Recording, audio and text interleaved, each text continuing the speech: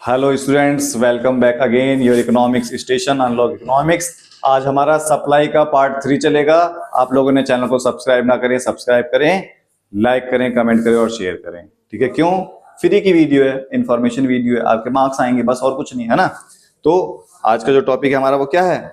आज का टॉपिक है हमारा ये पार्ट 3। क्या है ये? पार्ट 3, पूर्ति का सिद्धांत। ठीक है? पूर्ति का सिद्धांत। ठीक है? हमने पिछली क्लास के अंदर यहां तक कंप्लीट कर लिया था, चेंज इन क्वांटिटी वाला। ठीक है? जिससे मैंने तुम लोगों को क्या बताया था? एक्सटेंशन और कॉन्ट्रैक्शन, ये बताया था, है ना। ये देखो हमारा ये हमारा क्या है? ऊपर जाएंगे तो एक्सटेंशन, नीचे आएंगे तो कॉन्ट्रैक्शन, ये बताया था पिछली क्लास के अंदर, है ना।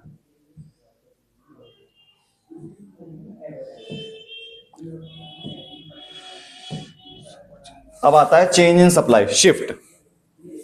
अब आता है तुम्हारा change in supply, change in supply, shift, increase और डिक्रीज इन सप्लाई। मतलब सप्लाई बढ़ेगी और सप्लाई क्या होगी? कम होगी। इसे हमें बताना है। चेंज इन सप्लाई, इंक्रीज और डिक्रीज इन सप्लाई। ठीक है? इंक्रीज और decrease in supply, change in supply. तो इसमें क्या है?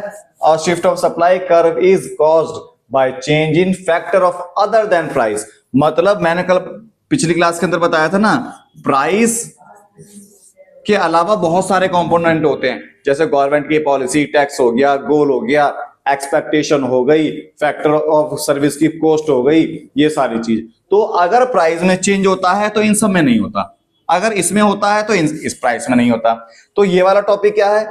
इस बार हमारा अदर कंपोनेंट में चेंज होगा। इसमें क्या होगा हमारा? अदर देन प्राइस, प्राइस के अलावा जितने भी फैक्टर्स हैं, प्राइस के अलावा जितने भी फैक्टर्स हैं, प्राइस के अलावा जितने भी फैक्टर्स हैं उसमें चेंज होगा। ठीक है? जैसे प्राइस ऑफ अदर कमोडिटी, दूसरे गुड्स की प्राइस की चेंज होगी, टेक्नोलॉजी चेंज होगी, कॉस्ट ऑफ प्रोडक्शन चेंज होगा, गवर्नमेंट की पॉलिसी चेंज होगी। अब देखो गवर्नमेंट की पॉलिसी चेंज होगी, अब इसमें देखते हैं क्या है ना।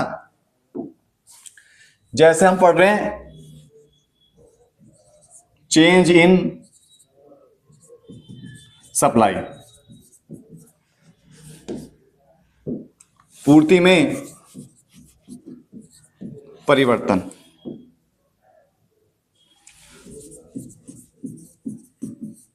पूर्ति में परिवर्तन। इस बार जो कीमत है, जो प्राइस है, वो क्या होगी?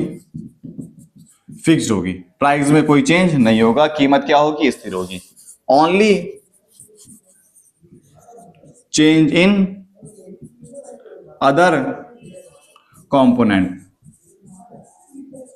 मतलब केवल अन्य कारक में परिवर्तन होता है।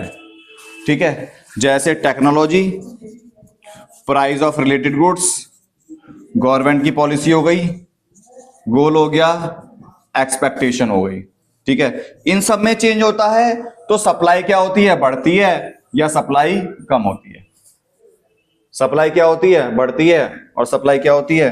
कम होती है। समझ में आ गया?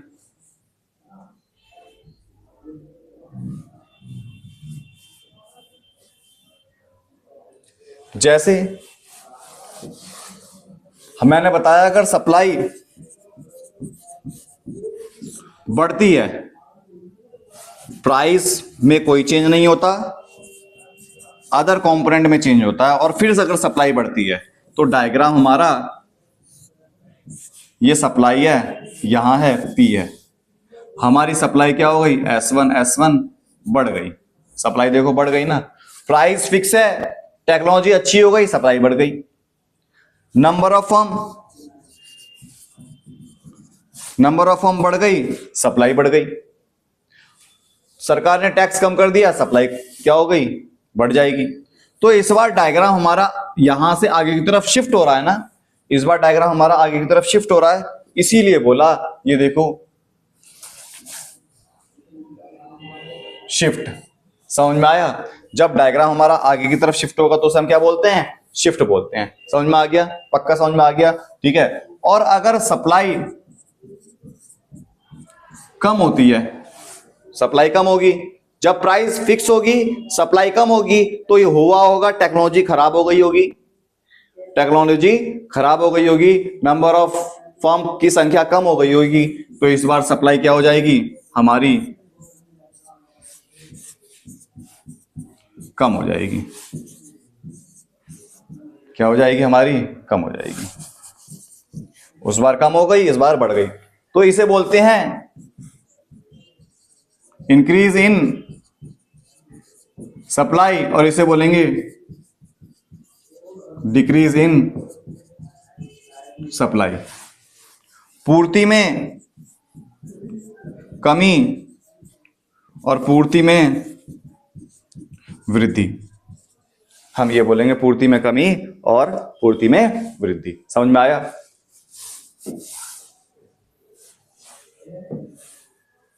बता दिया ये मैंने,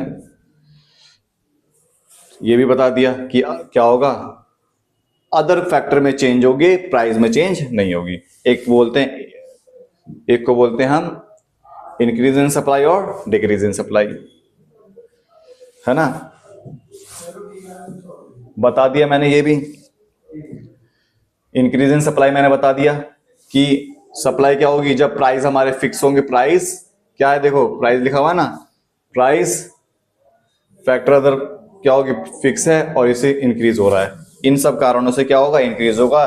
टेक्नोलॉजी अच्छी हो गई, जो सामान हम बनाते हैं, ठीक है, उसकी टेक्नोलॉजी अच्छी हो गई, फैक्टर ऑफ प्रोडक्शन क्या हो गया, कम हो गया, टैक्स सरकार ने क्या कर दिया, कम कर दिया, तो हम सप्लाई बढ़ा देंगे, है ना। समझ में आ गया? तो ये देखो, increase in supply defined the more supply at the same price, ठीक है, सप्लाई एट लोअर प्राइस। देखो हमारा S1 बढ़ गया ना। Increase in supply is defined as more supply at the same price. ये डायग्राम थोड़ा गलत बना हुआ है, इस डायग्राम को मत देखना, इस डायग्राम की जगह ये डायग्राम मत देखना, इस डायग्राम की जगह हम ये वाला देखेंगे, ये वाला, ठीक है। समझ में आ गया?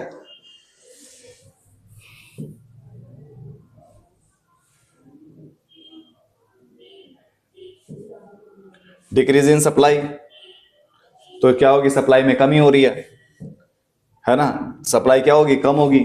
कब होगी सप्लाई कम, जब टेक्नोलॉजी बेकार हो जाएगी, वस्तु की कीमत क्या हो जाएगी, बढ़ जाएगी, उत्पादन की लागत बढ़ जाएगी, सरकार ने टैक्स बढ़ा दिया तो सप्लाई क्या हो जाएगी, बढ़ जाएगी, ठीक है। समझ में आया? और ये भी हो गया, तो मतलब मेन मुद्दा क्या है हमारा, इसका है डिक्रीज इन सप्लाई और इंक्रीज इन सप्लाई। एक होता है change in quantity of supply, जो हमने पिछली वीडियो में करा था। Change in quantity of supply price के कारण से होता है, और प्राइस के अलावा जितने भी फैक्टर्स बचे वो स्थिर रहेंगे। एक होता है खाली चेंज इन सप्लाई, उसमें प्राइस कांस्टेंट होती है, अदर कंपोनेंट क्या होते हैं, वेरिएबल होते हैं, चेंज होते हैं। एक में एक्सपेंशन होता है, प्राइस बढ़ती है, सप्लाई बढ़ती है, प्राइस कम होती है, सप्लाई कम होती है। एक में क्या होता है, इंक्रीज इन सप्लाई होती है, किस कारण से, प्राइस कांस्टेंट रहेगी, अदर कंपोनेंट चेंज हो गया। एक में क्या होता है, कॉन्ट्रैक्शन होता है, संकुचन होता है, प्राइस कम, सप्लाई कम। एक में क्या होता है, डिक्रीज इन सप्लाई होता है। समझ में आ गया? तो हम ये हमारा सप्लाई का चैप्टर हमारा कंप्लीट हो गया। अगली क्लास के अंदर, नेक्स्ट क्लास के अंदर हम इलास्टिसिटी ऑफ सप्लाई करेंगे, ठीक है क्लास। Thank you class. आप लोग ज्यादा से ज्यादा सब्सक्राइब करें, लाइक करें और शेयर करें। जय हिंद।